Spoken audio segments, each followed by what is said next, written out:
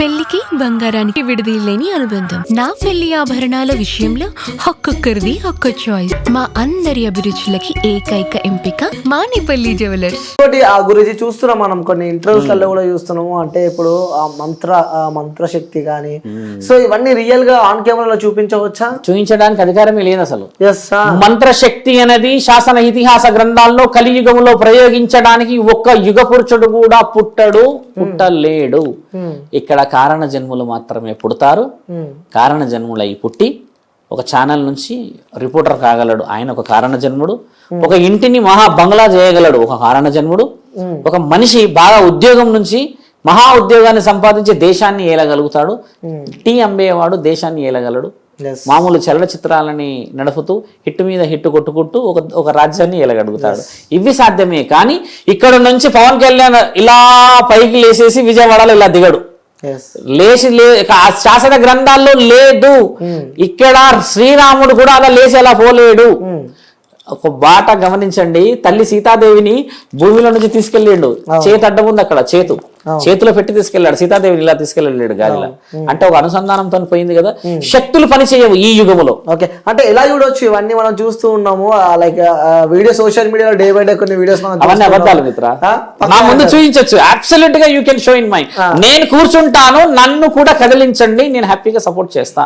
కదిలించే వాళ్ళు లేరు ఇక్కడ. అవన్నీ వాస్తవాలు గానే కాదు, వాస్తవాలు నీ నాలుక, వాస్తవాలు నీ మనస్సాక్షి, వాస్తవాలు నిన్ను కన్న తల్లిదండ్రులు, నిన్ను నమ్ముకున్న భార్య పిల్లలు.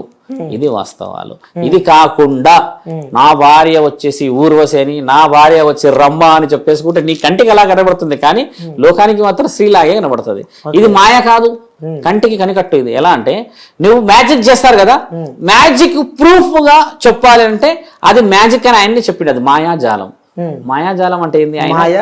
దాన్ని ఇట్లా ఇట్లా చేసేసి ఇచ్చేస్తాడు.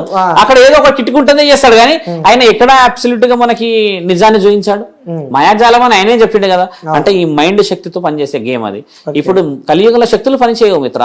కొంతమంది ఉన్నారు, కొంతమంది చెప్తారు మేము ఇలా చేసామంటే, ఆయన టాలెంట్ అది. శక్తులు పనిచేయమంటారు. కలియుగంలో శక్తులు లేని. చేతబడి అనేది చెడు కదా, చెడు పని చేస్తుంది ఇక్కడ. మంచి పని చెయ్యదు. ఎందుకు అడగండి. అది చేతబడి ఎలా పని చేస్తాడు స్వామి మీరు, ఇక్కడ మంచి పని చేయాలంటారు. ఏంది ఇది ఎక్కడ లాజిక్ గురువు గారు అంటే, చేతబడి అనేవాడు మన రక్త సంబంధికుడు పొడిచే పొడుకు, వెన్నుపోటు. మంత్రం అనేది పరమాత్ముడు నీ మనస్సాక్షితో ఇచ్చే గొప్ప లక్షణం. ఇక్కడ అవతల వ్యక్తి నాశనం కావాలని కోరుకుంటున్నాము కాబట్టి, నీ మనస్సాక్షితో నీ ఇంటి వాళ్ళని కోరుకుంటున్నావు కాబట్టి ఆ చేతబడి చేయగలుగుతున్నాడు. అదే నీవు ఏకమై నీవే ఒక పెద్ద బాణం అయితే అవతల వ్యక్తి కూర్చోగల చెడులా.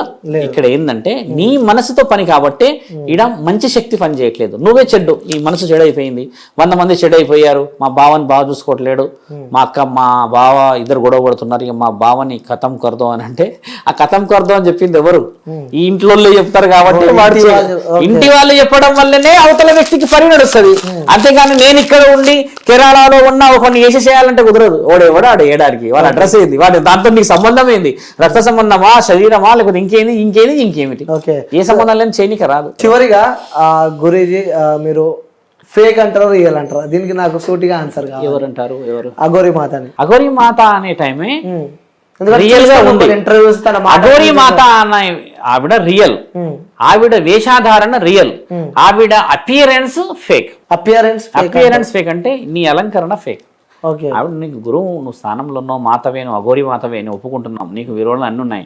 ఇప్పుడు ముక్కుపుడక ఇక్కడ పెట్టుకోలేవు నువ్వు అని అంటే, నువ్వు పురుషుడి నుంచి వచ్చావు కాబట్టి నీకు ఆ స్త్రీ యొక్క సంగీతం అనేది తీసేసాం కాబట్టి ఈ ముక్కుపుడక నీకు అవసరం లేదు. ఎందుకంటే నీకు చలనం అనేది ఉండదు. ఇలాంటి అన్ని చెప్పావు, దానికి అన్నిటికీ మేము వివరణిస్తున్నాం. కానీ ఆవిడ సాధకురాలు, ఆవిడ విద్యాని అర్హత పొందిన ఒక స్థితిగతులు ఉన్న శరీరాలే. కానీ ఆవిడ అపియరెన్స్ అనేటిది సమాజానికి ఎప్పటికీ కూడా పని చేయదు.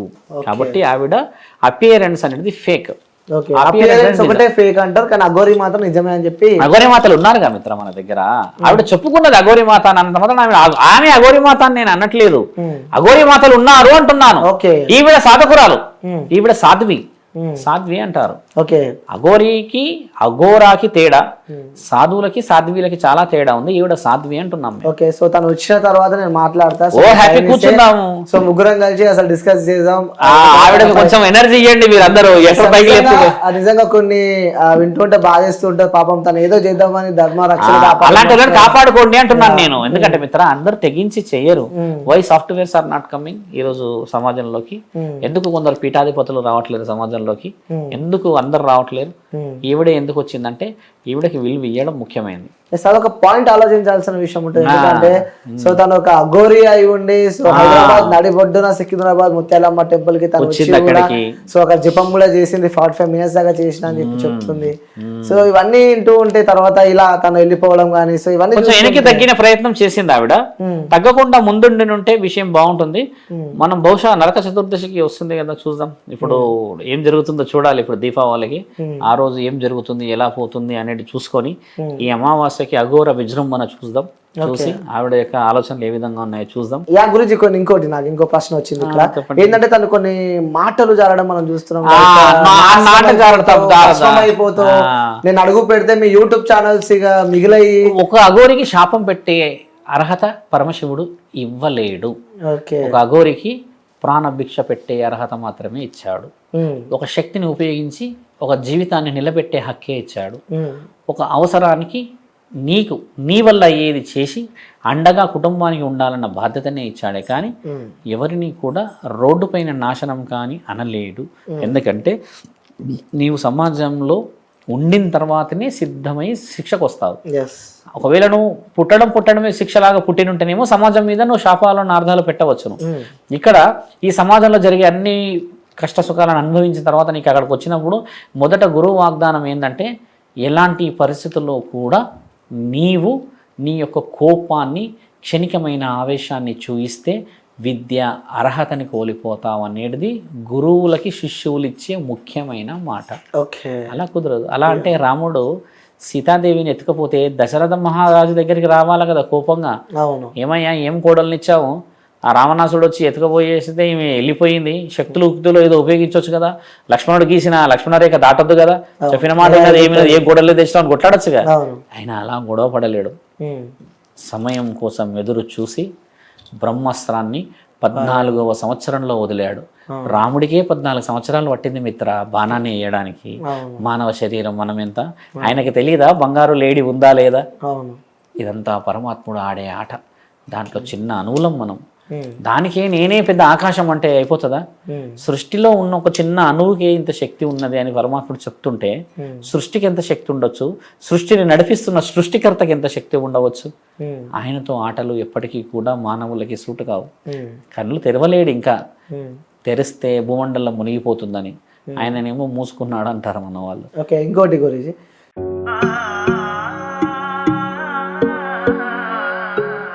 మనసైన మేని ఛాయా బంగారమే,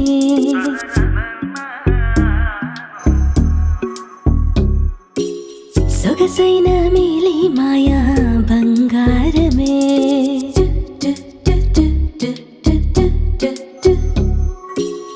అనుబంధాల హారం బంగారమే, అనురాగాల తీరం బంగారమే, నవ్యమైన నాణ్యమైన స్వచ్ఛమైన మానేపల్లి బంగారమే. తరతరాలుగా తరగని స్వర్ణ బంధాలు మన మానేపల్లి జ్యువెలర్స్.